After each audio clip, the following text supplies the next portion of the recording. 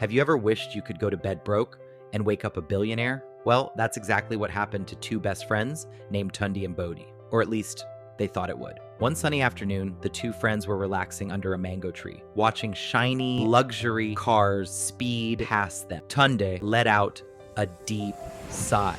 "I'm tired of being broke." Bodhi nodded immediately.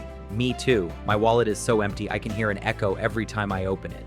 Then suddenly, Tunde jumped to his feet. "I've got the perfect idea." Bodhi's eyes widened. "What is it?" "We're going to become rich overnight." Bodhi couldn't believe his ears. "Seriously? How?" Tunde smiled confidently. "I watched a video online. It said all you have to do is think like a billionaire before you sleep, and you'll wake up rich." Bodhi didn't ask a single question. Instead, he smiled and said, "Let's do it." That night, the billionaire training officially began. Tunde borrowed his uncle's oversized suit.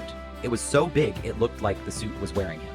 Bodhi decided that every billionaire wears sunglasses, so he put on a giant pair at 10 o'clock at night.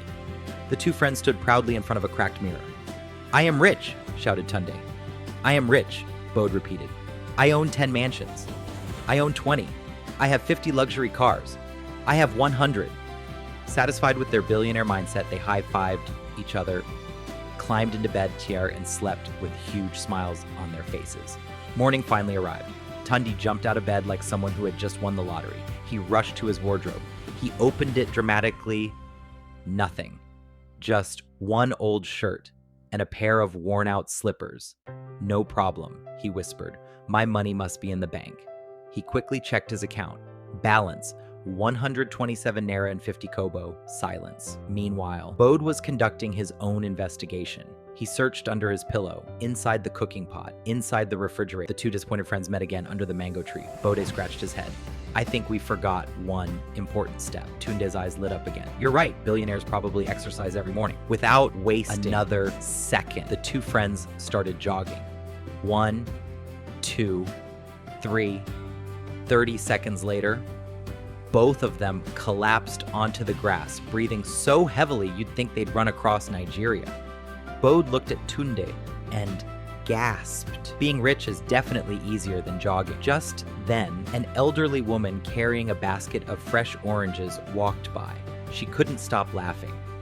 "My sons," she said kindly. "What exactly are you two doing?" The friends explained everything. The billionaire plan, the mirror, the affirmations, the jogging, everything. The old woman smiled warmly. "There is no magic that makes people rich overnight." The two friends looked at her hopefully. "Then, what is the real secret?" She answered without hesitation. "Learn a valuable skill. Work hard. Save your money. Stay patient. That is how real wealth is built." The two friends looked at each other. Bodhi smiled. "So, no becoming billionaires before breakfast?" The old woman laughed. "Only in your dreams."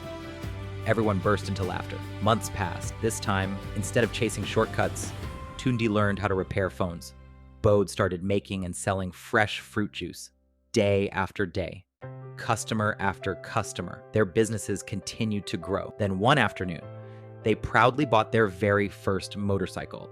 It wasn't a Rolls Royce, it wasn't a mansion, but it was something much more important, proof that hard work really works. Tunde smiled proudly. "We didn't become rich overnight." Bodhi finished the sentence, but we became richer every single day.